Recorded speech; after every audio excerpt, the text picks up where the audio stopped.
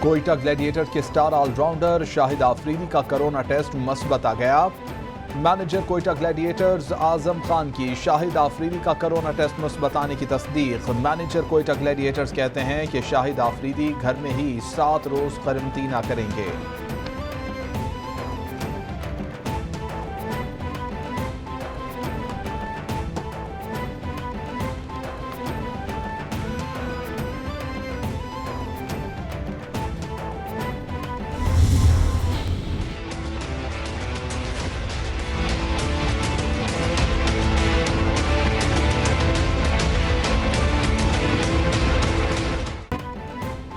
N C او سی کا تعلیمی شعبے کے لیے پابندیاں فروری کے وسط تک برقرار رکھنے کا فیصلہ۔ 10% سے کم شرح والے شہروں میں اسکول کھلے رکھنے کا فیصلہ۔ 12 سال سے زائد عمر کے مکمل ویکسینیٹڈ طلباء کو اسکول آنے کی اجازت ہوگی۔ 10% سے زائد شرح والے شہروں میں 12 سال سے کم عمر طلباء کی حاضری نصف ہوگی۔ 12 سال سے زائد عمر طلباء کی مکمل حاضری ہوگی۔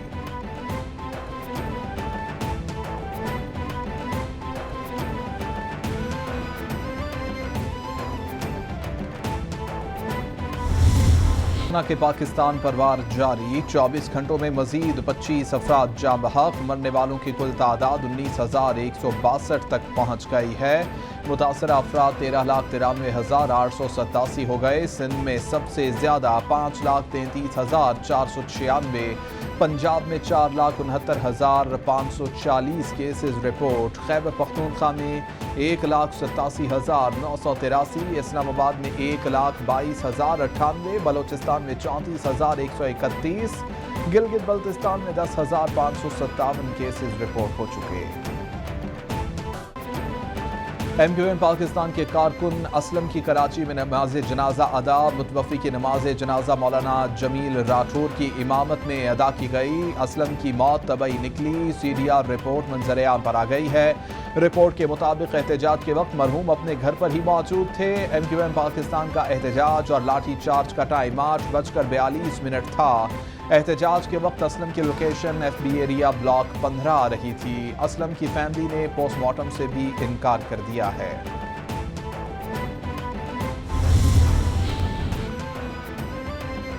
وزیر اعظم عمران خان کا سندھ پولیس کا ایم کیو ایم کے پرامن مظاہرے پر تشدد کا نوٹس۔ محکمہ داخلہ، چیف سیکرٹری اور آئی جی سندھ سے واقعے کی رپورٹ طلب کر لی۔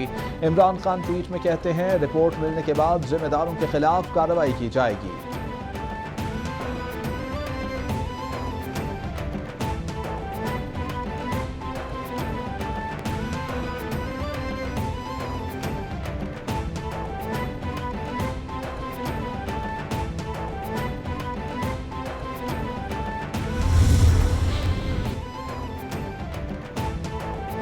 وزیر اعلیٰ سندھ مراد علی شاہ کا ایم کیو ایم کے رہنما امین الحق کو ٹیلی فون۔ گزشتہ روز ہونے والے واقعے پر گہری افسوس کا اظہار۔ دونوں رہنماؤں میں واقعے کو لسانیت کا رنگ نہ دینے اور جاں بحق شخص کا پوسٹ مارٹم کروانے پر مشاورت۔ مراد علی شاہ کی امین الحق کو نئے بلدیاتی قانون پر بات چیت کی پیشکش۔ مراد علی شاہ کی متحدہ ایم پی اے صداقت حسین کو ٹیلی فون۔ ایم پی اے صداقت حسین کی طبیعت معلوم کی۔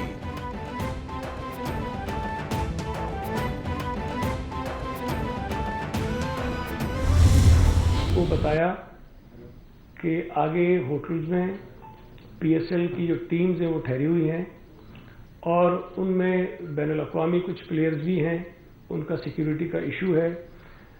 وہ ہائی سیکیورٹی زون ہے اس وقت، آپ مہربانی کریں اس طرف نہ جائیں۔ انہوں نے نہیں مانا۔ وہ فوٹیجز بھی آپ کے پاس موجود ہیں کہ وہ پولیس کو دھکے دیتے ہوئے مارتے ہوئے آگے کی طرف بڑھے اور بہرحال وہ چیف منسٹر ہاؤس کے سامنے پہنچ گئے۔ اس ہنگامہ آرائی کی وجہ سے پی ایس ایل کی ٹیمز نے جو نیشنل اسٹیڈیم کی طرف جانا تھا ہوٹل سے نکل کر، ان کا کانوائے وہاں سے نہیں جا سکا۔ جو واقعہ ہوا یہ بالکل ناپسندیدہ تھا، نہیں ہونا چاہیے تھا، ہم نے خوشی سے نہیں کیا۔ ایم کیو ایم کو بتایا تھا کہ ریڈ زون میں داخل نہ ہوں، لیکن انہوں نے بات نہ مانی۔ نہ چاہتے ہوئے بھی انتظامیہ نے لوگوں کو منتشر کرنے کے لیے ایکشن لیا۔ اگر کارروائی نہ کرتے تو خطرناک نتائج سامنے آ سکتے تھے۔ وزیر اطلاعات سندھ سعید غنی کی پریس بریفنگ۔ بولے یہ تاثر غلط ہے کہ ایم پی اے کو پولیس گھسیٹ کر لے گئی۔ کسی ہسپتال میں ایسا زخمی نہیں آیا کہ جس کی دوران علاج ہلاکت ہوئی ہو۔ تشدد سے کوئی ہلاکت نہیں ہوئی ہے۔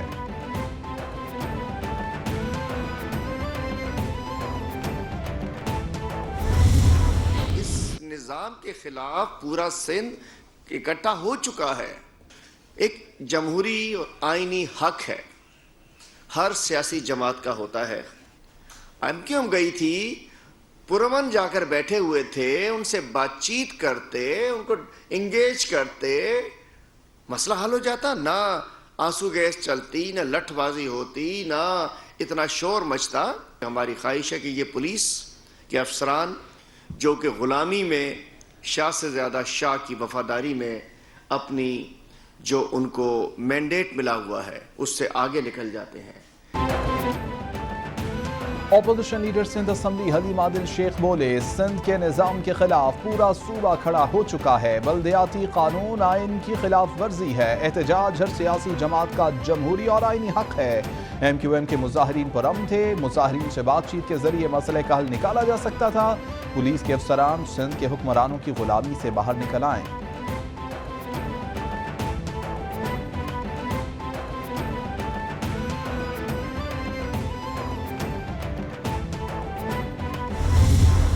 رول آف لا کے بغیر اگر کسی کا خیال ہے کہ یہ ہو سکتا ہے تو وہ شاید کوئی فینٹیسی ورلڈ میں تو ایسے ہو جائے کہ آپ ایک دن آئیں اور ایشین ٹائیگر بن جائے پاکستان.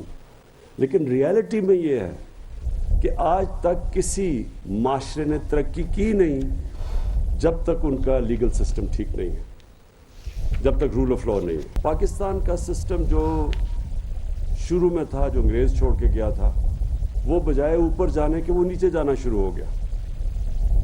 اور بلکہ پاکستان کے جو سارے سسٹمز تھے جو عوام کو جنہوں نے اٹھانا تھا وہ سارے آہستہ آہستہ نیچے جانا شروع ہو گئے. اور ایک گلف آ گیا کہ ایک طاقتور کے لیے ایک پاکستان بن گیا جس کو ہم ایلیٹ کیپچر کہتے ہیں، اور عوام کے لیے دوسرا پاکستان بن گیا. سوئٹزرلینڈ میں کسی وزیر اعلیٰ کے چپڑاسی کے اکاؤنٹ میں اربوں روپے نہیں آ جاتے، نہ ہی کوئی لندن میں فلیٹ خریدتا ہے. وہاں قبضہ مافیا بھی نہیں ہے. وزیر اعظم کا طنز. بولے کوئی ملک قانون کی بالادستی کے بغیر ترقی نہیں کر سکتا. پاکستان میں عدالتی نظام آہستہ آہستہ کمزور ہوتا گیا. طاقتور اور غریب کے لیے الگ الگ پاکستان بن گیا. غریب لوگ جیلوں میں بھرے ہوئے ہیں. اصلاحات کا مقصد عام آدمی کو انصاف فراہم کرنا ہے.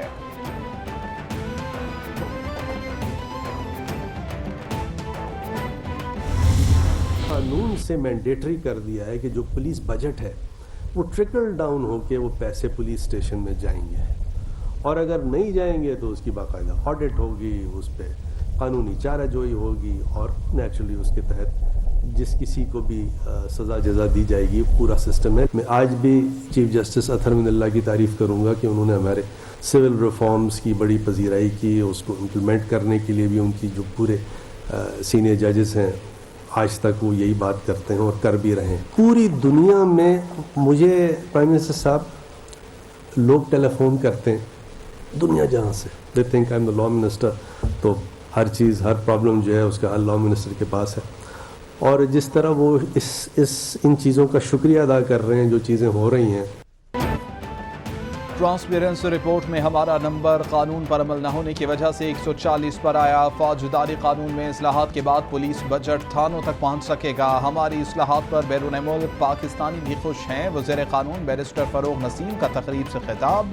بولے کہ پولیس بجٹ اوپر سے ہی کھا لیا جاتا تھا. اصلاحات سے پولیس بجٹ پولیس اسٹیشن تک پہنچے گا.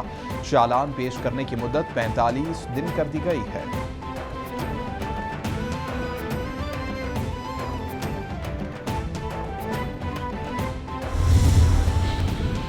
وزیر اعظم عمران خان سے مشیر احتساب مصدق عباسی کی ملاقات. احتسابی امور سے متعلق تبادلہ خیال. مصدق عباسی نے وزیر اعظم کا مشیر تعینات کرنے پر شکریہ ادا کیا. مصدق عباسی نے حکومتی احتساب کے عمل میں بہتری لانے کی یقین دہانی کرائی. مصدق عباسی کہتے ہیں کہ اپنے تجربے کی روشنی میں احتساب کے عمل کو شفاف بناؤں گا.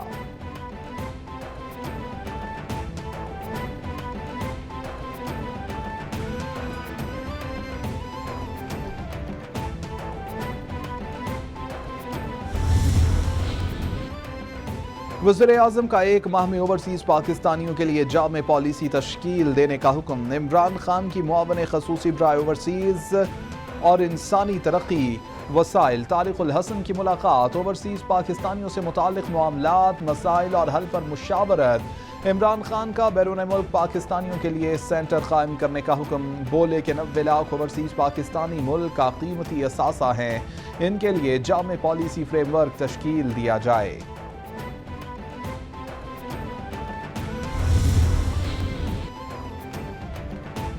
वज़ीर-ए-आज़म से मुआविन ख़ुसूसी आज़म जमील की मुलाकात, मुल्क में सयाहत के फ़रोग़ से मुताल्लिक़ा अमूर पर तबादला ख्याल। इमरान खान की सयाहती मक़ामात पर दबाव कम करने के लिए मुतबादिल पॉइंट्स के फ़रोग़ की हिदायत। वज़ीर-ए-आज़म की सयाहत से भरपूर इस्तिफ़ादा के लिए इंफ्रास्ट्रक्चर बेहतर करने और गवर्नर हाउस नत्थे गली को सयाहती मकाम बनाने की हिदायत। इमरान खान की सयाहत के फ़रोग़ के लिए निजी शोबे की शराकत की भी हिदायत।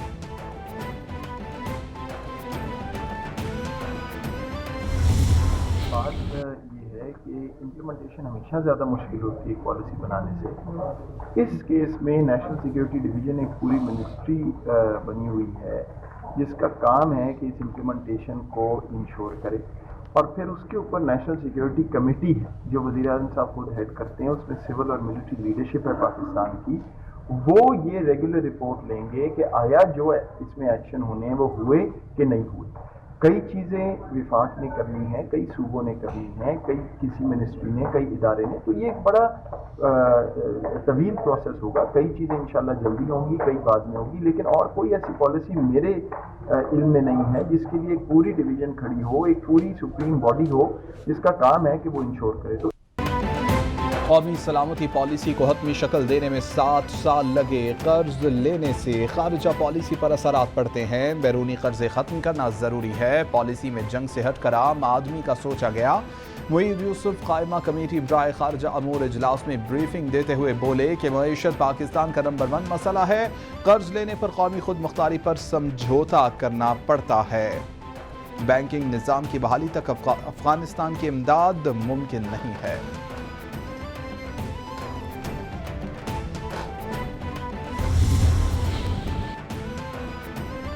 सरबराह काफ लीग चौधरी शुजात बोले कि आजकल नवाज शरीफ के आने जाने की फिक्र लगी है, चाहे कुछ भी कर ले नवाज शरीफ वापस नहीं आएंगे। अगर इनकी पार्टी और वर्कर कहें तो अलहदा बात है। वज़ीर-ए-आज़म की उम्मीदवार नवाज शरीफ की वापसी का कहें तो मज़े का खेज बात है। नवाज शरीफ की वापसी से बाहर निकलें और अवामी इशूज़ पर तवज्जो दें। ऐसे कामों में लगे रहे तो मुल्क का अल्लाह ही हाफिज है।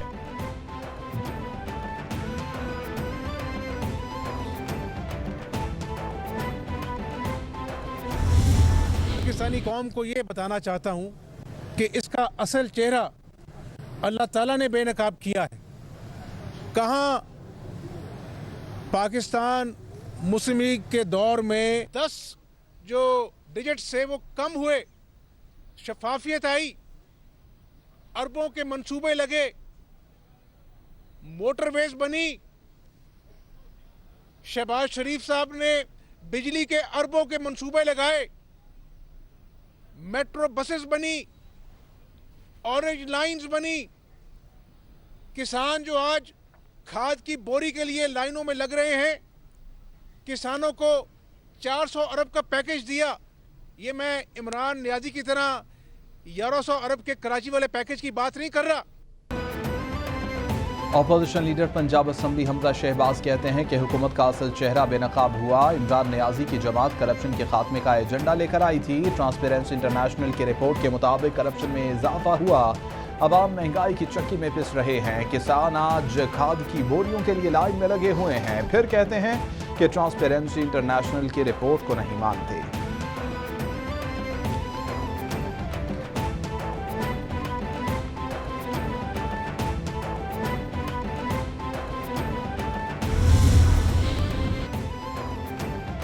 मरियम औरंगजेब ने फॉरेन फंडिंग केस का तमाम रिकॉर्ड सामने लाने का मुतालबा कर दिया। कहती हैं कि इमरान साहब की जालसाजी का एक और नाकाबिले तरदीद सबूत सामने आ गया। शौकत खानम के डोनर्स को पीटीआई के डोनर्स के तौर पर जाहिर किया गया। इमरान खान ने खैराती इदारे को मनी लॉन्ड्रिंग के लिए इस्तेमाल करने का जुर्म किया। इमरान खान की करप्शन, मनी लॉन्ड्रिंग समेत तफसील खुफिया रखी जा रही है।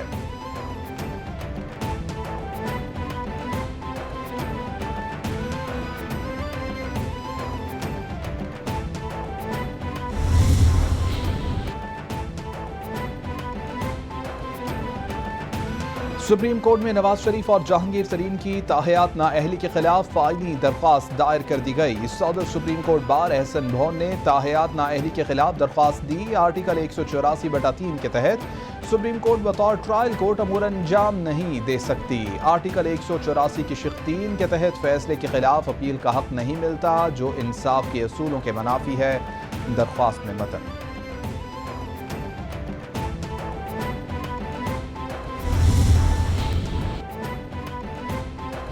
वजारत साइंस एंड टेक्नोलॉजी की इस्लामाबाद में बल्दियाती इंतखाबात के लिए EVM देने से माजरत। इलेक्शन कमीशन के खत का जवाब दे दिया। वजारत साइंस एंड टेक्नोलॉजी ने इलेक्ट्रॉनिक मशीन नहीं खरीदी। मशीनों को पैपरा कवानीन के तहत खरीदना इलेक्शन कमीशन का इस्तेहकाक है। वजारत साइंस इलेक्शन कमीशन को EVM पर कानूनी ताउन के लिए तैयार है। खत का मतन, इलेक्शन कमीशन ने वजारत साइंस से 3900 मशीनें मांगी थीं।